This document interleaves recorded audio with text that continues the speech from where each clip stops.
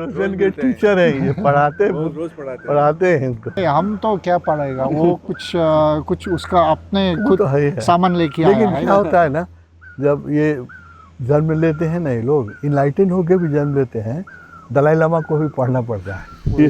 तो इसके अंदर जैसे मैं जो देखता हूँ विजन में, दलाई लामा ने कंफर्म किया। दलाई लामा से मिलकर मैंने पूछा था, तो उन्होंने कहा कि ये नागार्जुना के साथ एसोसिएटेड है। एंड मैंने उनको इनवाइट किया कि इसका इनोग्रेशन आप ही कीजिए, जो समाधि बना है ना।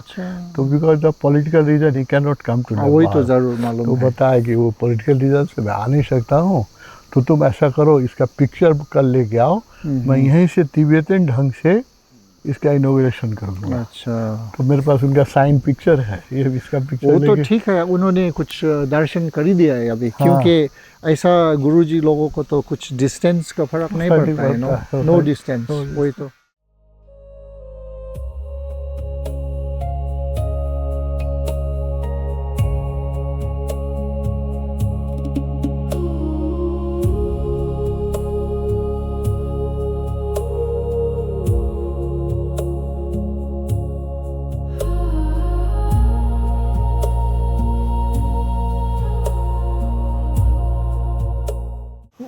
Most pleasing thing is I'm so glad to see Guruji is very, very healthy.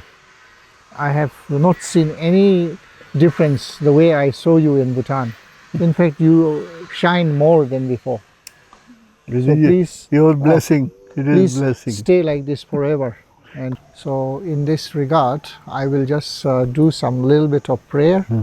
And the prayer is basically, I will visualize Buddha Bhagavan, Osho Bhagavan right here in front of us, and make a promise that I would like to walk your way, and I will do exactly what you did it for others, and I will try to achieve what you have achieved.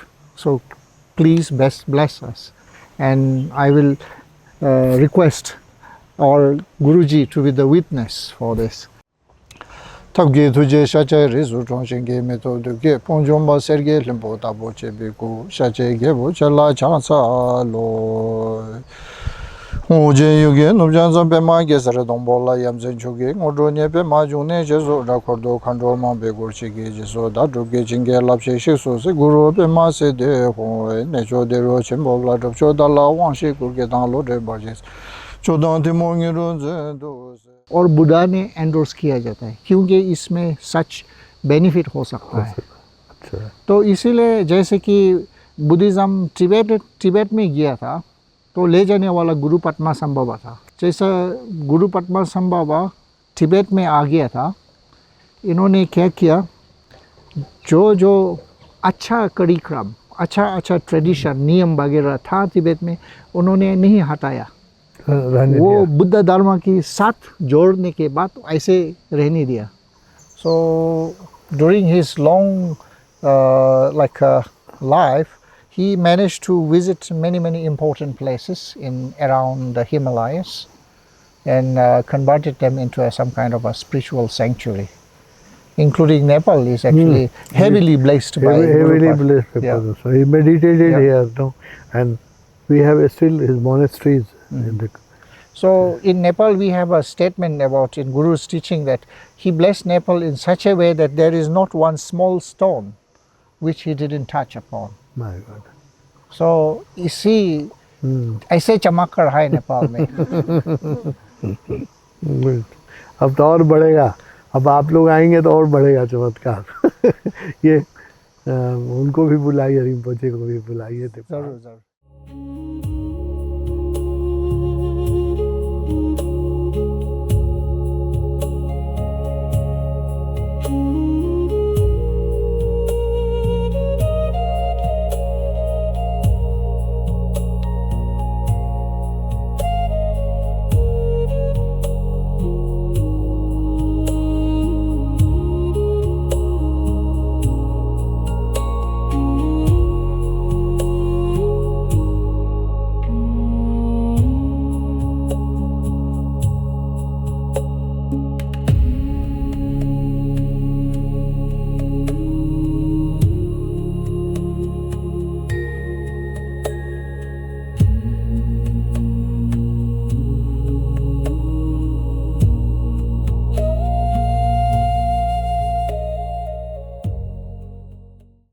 some few words as my respect to Our Holiness Swamiji here.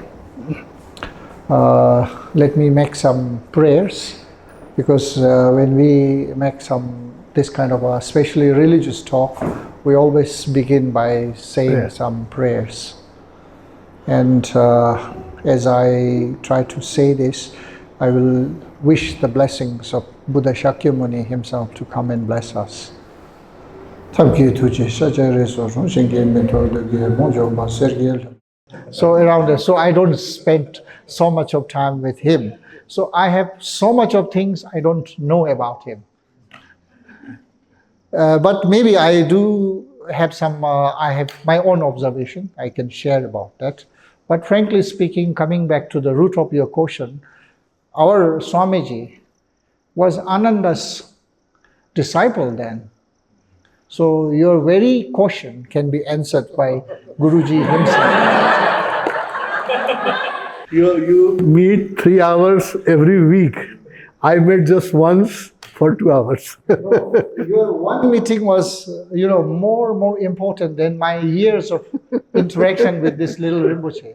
Because he just, Your Holiness got just about 1 hour of time of audience, and he recollected his past. I have been living with the last almost 4 or 5 years together with this little Rinpoche. I still don't remember what I was. See? So anyway, yes, I did read, of course, his Vairochana life. Vairochana basically was like why I'm able to speak about these 3 sublime stages, the Buddha and all those things. It's because of Vairochana, I would say. In the past, he was one of the pioneering translator. He was the one who actually standardized translation of Indian Buddhism to Tibetan as well. That was 700 in the 8th century. 8th century. So around Padmasambhava. Yeah, he was actually one of the 25 disciples of Padmasambhava, and he was the first Buddhist monks of Tibet. We call them 7 trial monks. Shantarakshita, when he came to Tibet, he didn't give ordination directly right away. He just wanted to test. And he picked up 7 of them. Actually, they were picked up. Like the best ones were actually picked up by the king. And then all of them became a very, very wonderful Buddhist practitioners. Sometimes he talked about his previous life? Now, he doesn't do that much. And but in Tibet, he talked about when he visited different monasteries. Yes. He talked about that he meditated here, or Padmasambhava really came his days. Yes. Yeah, that was the situation. The environment also plays a role that triggers his memory. With Buddha, he was Ananda. He revealed to me, he talked to me that he was Ananda, that I heard first time. Actually, it is very clearly written in the biographies of Vairochana itself, that who he was before he came to Tibet as a Vairochana. But he didn't have to recollect those things. So some biography is there, book is there? Yes. Oh, Vairochana's biography is there. Online it is available? It is, I think, not yet fully translated. It is in Tibetan language. Tibetan language. So there he has mentioned that he was Ananda. Yeah. Good. So other cases is like when he was in Tibet, he was a brilliant young boy, and he was handpicked by the king at the recommendation of Guru Padmasambhava. Parents were reluctant to send him, but the king, he tried some little kids to be trained as translators, but they could not do a good job. The king was so sad, and he just lamented, my Tibetan boys are good for nothing. So he was lamenting like this, and then Guru Padmasambhava said, what you're saying, you get this boy, he will do everything. How old he was? He was then around 8 years old. Only 8 years. And he was not within the vicinity. He had to go to somewhere to get him. And the person who went to look out for him, he found him. There were some kind of interesting exchanges they had when he met this little boy also. So finally he was brought to the palace. So the king had to move the entire family to the palace because the parents wouldn't let him to go. So he was there around, at the age of 12 or so, he was sent to India. Yeah. Nalanda. Yes, Nalanda. And then here in India, he studied under many, many prominent masters and went back to Tibet as a great translator. So one of the greatest contribution to Tibet is actually, he started this translation institute. And this, From Sanskrit to Tibetan language. For the next century or so, over almost 2 centuries, then so many line of translators were trained, and they were known by this title, Lotsawa. It's kind of a Loka Chakchu kind of thing. It's the Sanskrit term, Loka Chakchu. And then this were the title given to these translators. Loka means the world, universe. Chakchu means the eye. Right. So they were called the eyes of the world, eyes of the universe. So he did a brilliant job. And it is because of him that today we see all this Vajrayana Buddhism, Tibetan Buddhism flourishing across the Himalayas. So he made sure all the words were perfectly translated. And Tibet didn't have an advanced Tibetan language also. He had to coin new words also. So this way, now almost over 1,200, 300 years on, see, we have this vibrant Tibetan legacy going on. So all thanks to him. And now, many, many centuries later, Bhutan is so fortunate to have him. And he is a he has a promising future in terms of Buddhism, to promote Buddhism, to propagate Buddhism, to preserve Buddhism. So everybody is actually lending their hands to make sure he is actually, mentored in a proper way. So, and of course, we have the highest mentorship coming from his Rinpoche's, his own family, his grandfather, and all wonderful, family that cares for the humanity, that cares for the environmental situation. You have visited Bhutan, so you know very well. So the grandfather also come to meet, Vairochana goes to meet him, no? Vairochana will get audience of his grandfather, and then I'm talking about the 4th king of Bhutan. So His Majesty will be actually, personally granting him tips and knowledges and all like that. And what I heard personally through this little Rinpoche is the 4th king doesn't accept anything that is just, namesake or for the sake of saying. If you speak, you must do it. Don't speak what you don't do. So he's a man of this principle. And this little boy is actually already taking that, learning. So we are quite, sure he will really become a standing out teacher not just Buddhism. He is learning all the philosophical subjects and religions as well. He has a lot of knowledge about Islamic religion. He has knowledge about Hinduism. Even this, what you call now, the artistry, the paintings. He has all this kind of a well-rounded education is being provided to him. So he has a very good sense of knowledge about the science, and he knows this modern electronics, gadgets and all. So he's very much up to date. And now I'm still just going round and round the story. I think I didn't answer your question yet. So his purpose of coming to this reasoning, of course, motivation, everything this great beings only manifest, and he will, extend this mission.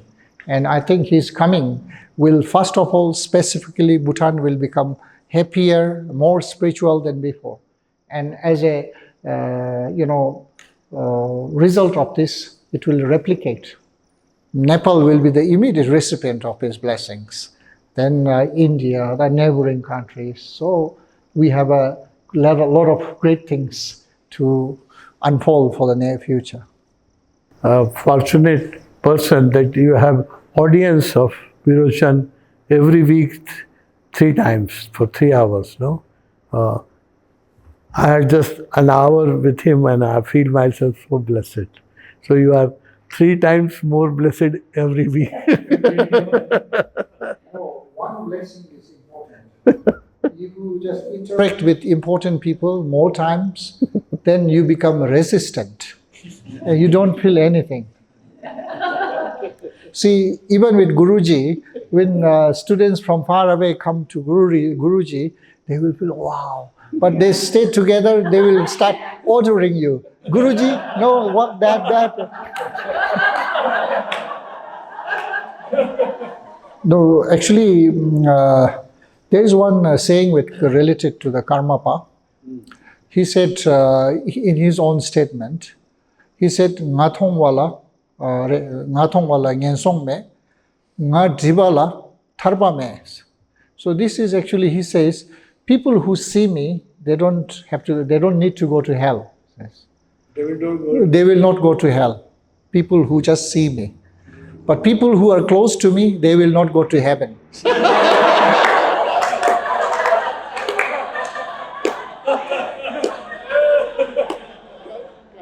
Yeah. No, past karo.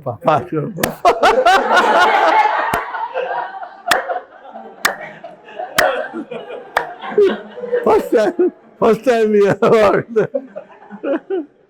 Beautiful. So the message is actually, he's actually not telling this message in a way to discourage this and that. He knows people who are living with him all the time, they think, my master is with me all the time. I have more opportunity, and they practice less. So people who come to see him, they get only one chance. So they use that opportunity at the maximum way possible. So they don't go to lower rebirth. So people who just cling and get close to him, this is that. So we have so many interesting things like that. And like, if there is also another mention, one says, "Chidang senge nyamdushana chigi nyurdu sengigi takbala shense." So if you keep the dog and the lion together, sooner the dog will ride on the lion. So